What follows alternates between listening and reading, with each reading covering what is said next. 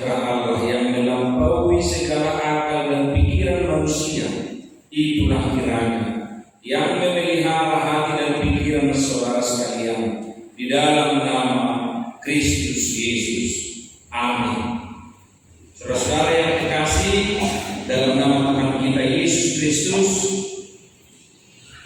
firman Tuhan menjadi khotbah renungan pada ibadah kita dari kitab 1 Raja-Raja pasal 19, dimulai dari ayat 15 sampai dengan ayat yang ke-21. Saya akan membacakan firman Tuhan dan saya yakin kita semua bisa mengikuti kita membaca dari Alkitab kita masing-masing.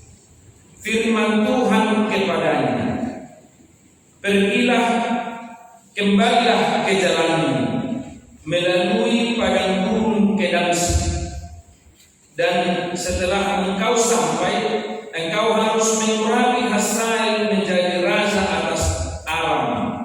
Juga Yehu cucu Nimsi haruslah kau urangi menjadi raja atas Israel, dan Elisa bin Safat dari Abel Mehola harus kau urangi menjadi nabi menggantikan engkau.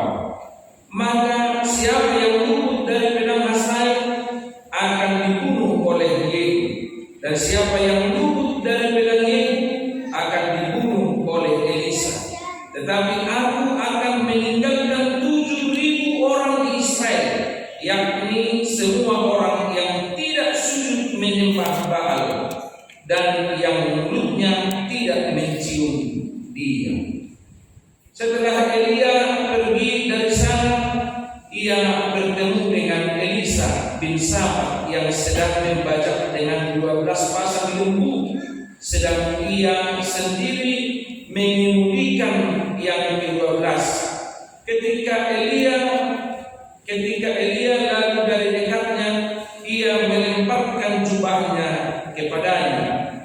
Lalu Elisa meninggalkan lembu itu dan berlari mengikuti Elia. Katanya, biarkanlah aku mencium ayahku dan ibuku dahulu, lalu aku akan mengikuti engkau. Jawabnya kepadanya, baiklah, pulanglah dahulu dan ingatlah apa yang telah kuperbuat kepadamu. Lalu berbaliklah ia daripada Elia. Ia mengambil pasangan lembu itu, menyembelihnya dan memasak dagingnya dengan bajak lembu itu sebagai kayu api. Ia memberikan daging itu kepada orang-orangnya, kemudian makanlah mereka. Sesudah itu bersiaplah ia, lalu mengikuti Elia dan menjadi pelayan. Demikian firman Tuhan. Saudara-saudara yang kekasih, saya percaya di sore hari ini, sebab kita sudah masuk ke rumah Tuhan, tentu kita juga sudah bersiap untuk bernyanyi memuji Tuhan, sudah bersiap untuk berdoa, dan sudah bersiap juga untuk mendengarkan firman Tuhan sebagai pengajaran kepada kita dalam menjalani kehidupan kita. Firman yang kita dengarkan tadi ini harus dijelaskan dari awal dulu, apa isi dan bagaimana apa yang terjadi. Karena ketika kita membaca dimulai dari ayat 15, tentu kita belum bisa mengetahui apa yang terjadi di dalam nats khotbah ini. Saudara-saudara, saya mau jelaskan dari awal peristiwa ini supaya kita nanti alurnya bisa kita temukan apa yang menjadi khotbah, apa yang menjadi pesan teks. Saudara-saudara, sebaik raja berganti raja di Israel setelah ada kerajaan, tibalah pada satu masa seorang raja yang bernama Ahab, yang istrinya bernama Isabel. Ya, nama Isabel saya yakin beberapa dari kita tidak asing ya. Nah, pada saat ini sebenarnya sudah dimulai pasangan ini sebagai raja Ahab, dan istrinya Isabel ini adalah keturunan raja menyembah Baal dari negeri orang lain yang Tuhannya, dewanya, Allahnya berbeda dengan Allah Israel. Inilah yang menjadi istri raja Ahab. Saudara-saudara, dia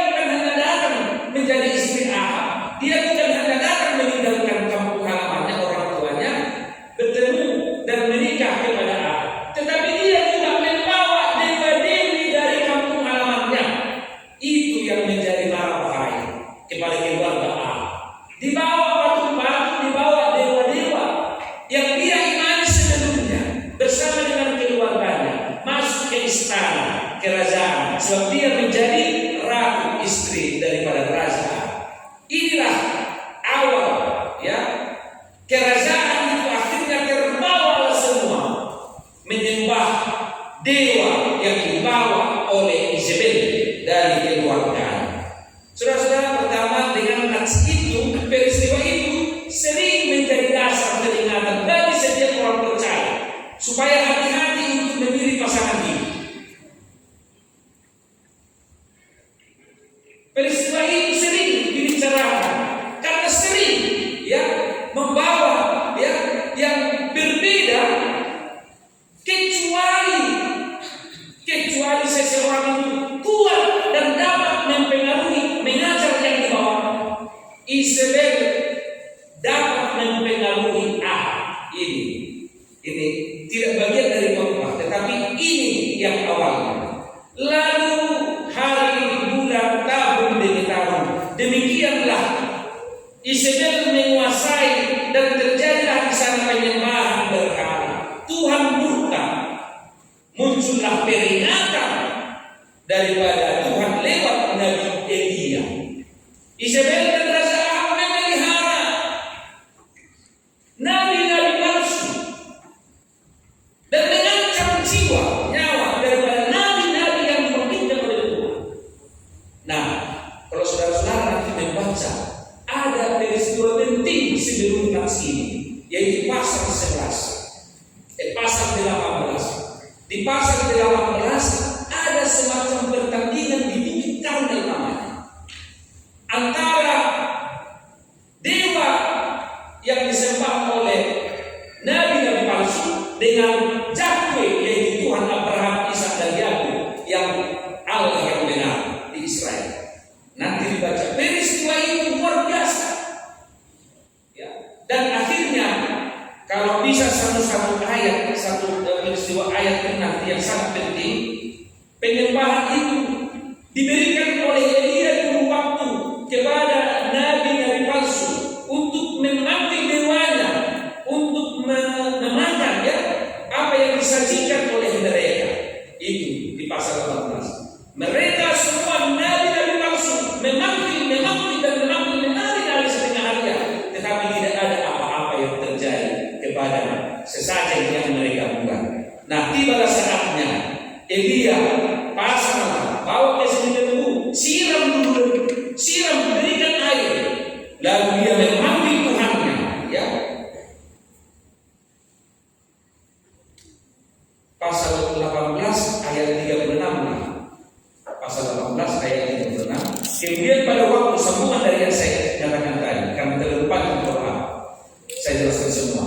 Kemudian pada waktu persembahan korban padang, tampillah Nabi Elia dan berkata, "Ya Tuhan, Allah Abraham, Ishak dan Israel, pada hari ini biarkanlah diketahui orang bahwa Engkaulah Allah di tengah-tengah Israel, dan bahwa aku ini hamba-Mu, dan bahwa atas firman-Mu-lah aku melakukan segala perkara ini.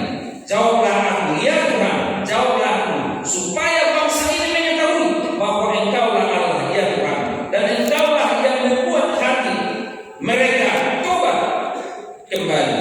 Lalu turunlah api Tuhan menyambar habis korban bakar yang dipersiapkan oleh Nabi Elia. Tetapi para nabi-nabi palsu tidak ada sama sekali. Coba nanti dibacakan pasal 18 itu ayat yang ke-26. Mereka mengambil ini nabi-nabi palsu yang diberikan kepada mereka, mengolahnya dan memanggil nama Baal dari pagi sampai tengah hari. Katanya, "Ya Baal, jawablah kami." Tetapi tidak ada suara, tidak ada yang menjawab. Sementara itu mereka berjingka-jingka dan sekeliling mesbah yang dibuat mereka ini. Pada waktu tengah hari, Elia mulai mengejek mereka. Elia, ingat-ingat, panggillah Tuhanmu lebih keras. Mungkin dia Allah, mungkin dia merenung, mungkin ada urusannya. Seperti itu kira-kira pertandingan di Bukit Karmel ini, mempertunjukkan kekuatan Tuhan. Dan bila mana sesuatu waktu Tuhan itu membuktikan kekuatannya, inilah Nabi Elia tidak diperlukan oleh Tuhan. Dan benar, nabi-nabi palsu itu akhirnya kalah, dan di akhir ayat daripada ayat 40 pasal 18 mereka menjadi korban disembelih nabi-nabi Baal. Saudara, berangkat dari sanalah tadi Izrael yang membangun, yang mengumpulkan nabi-nabi Baal itu, dan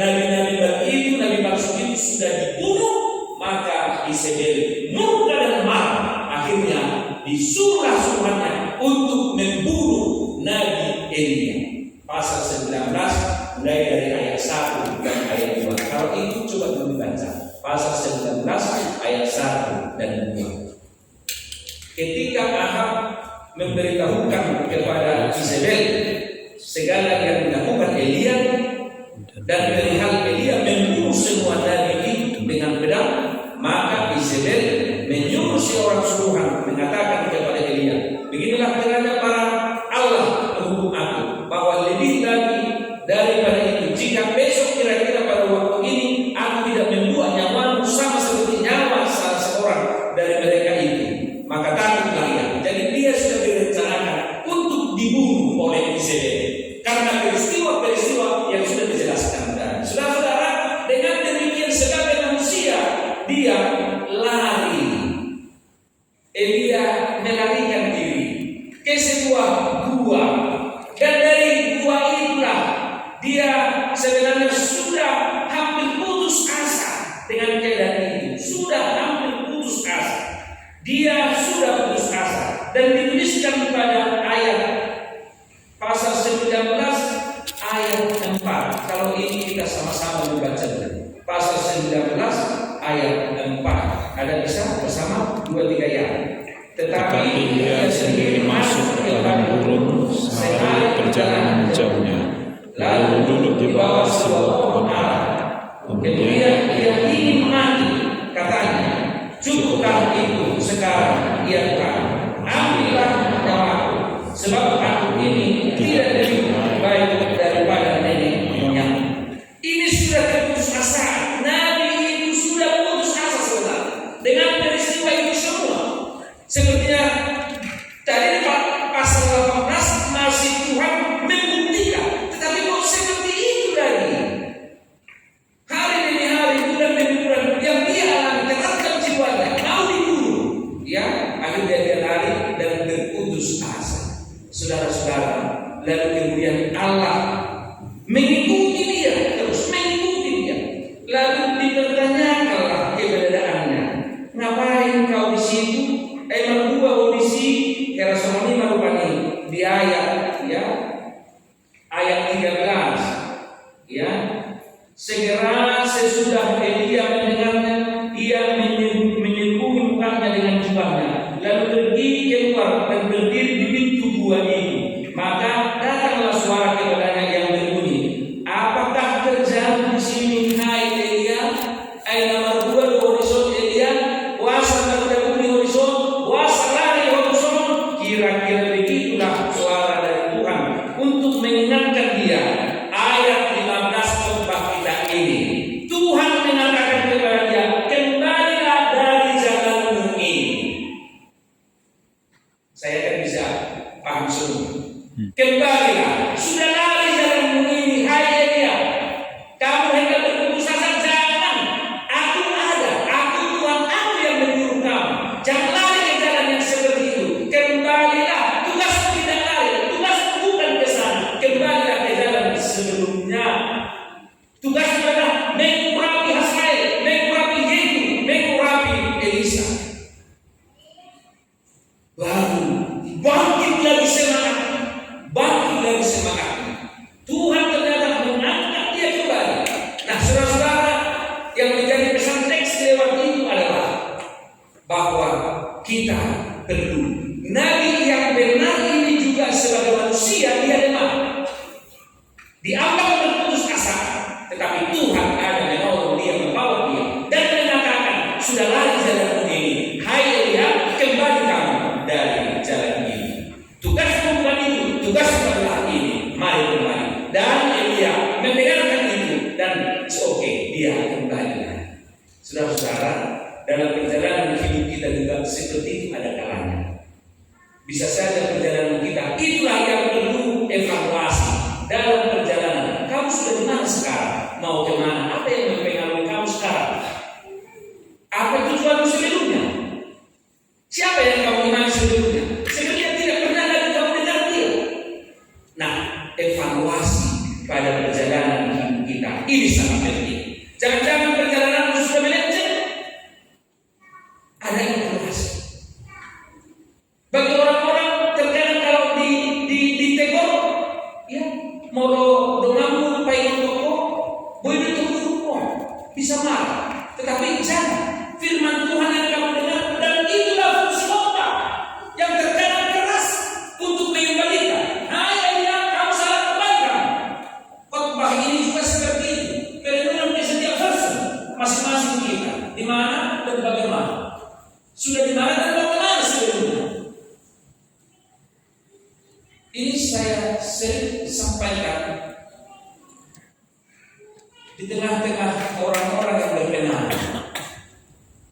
Sangat sering.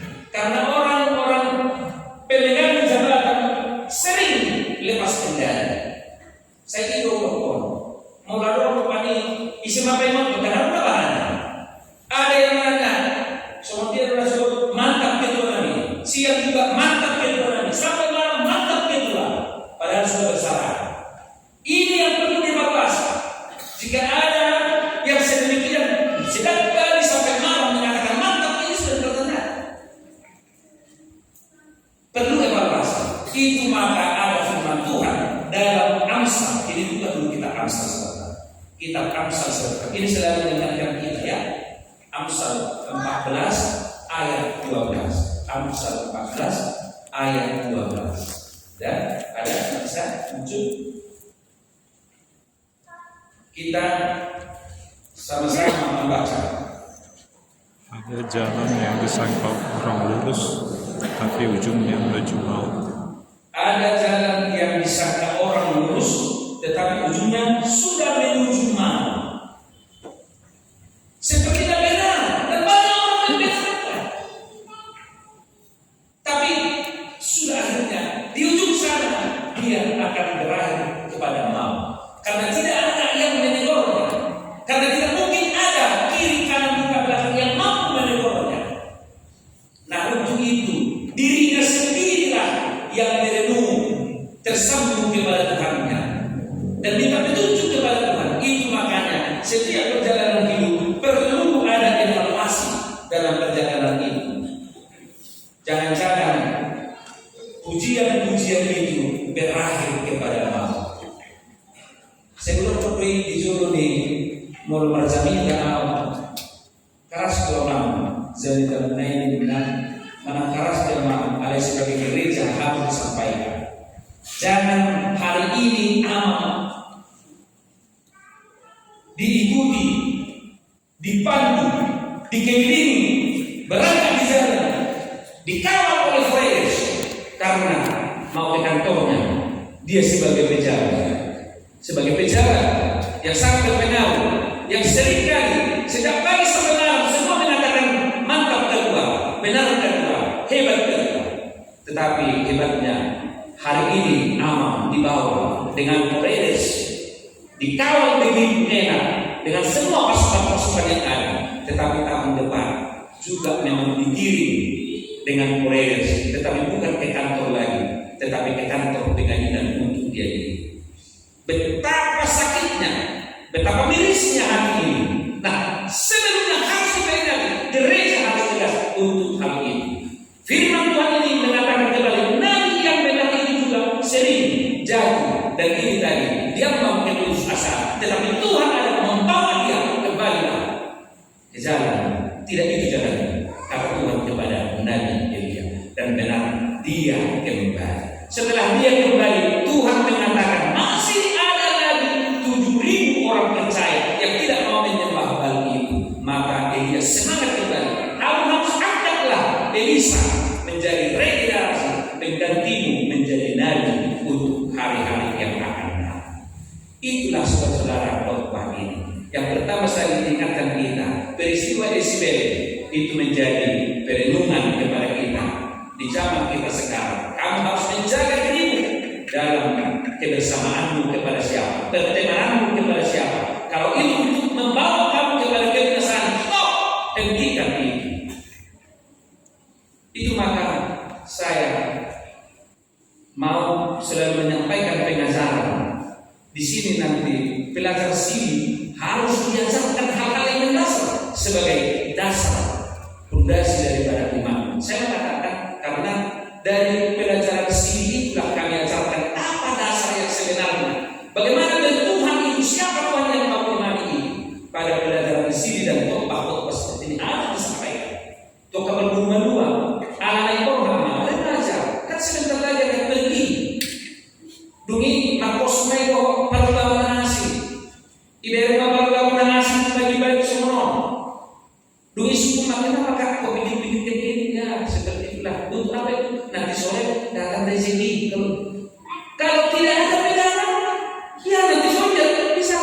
Elisa.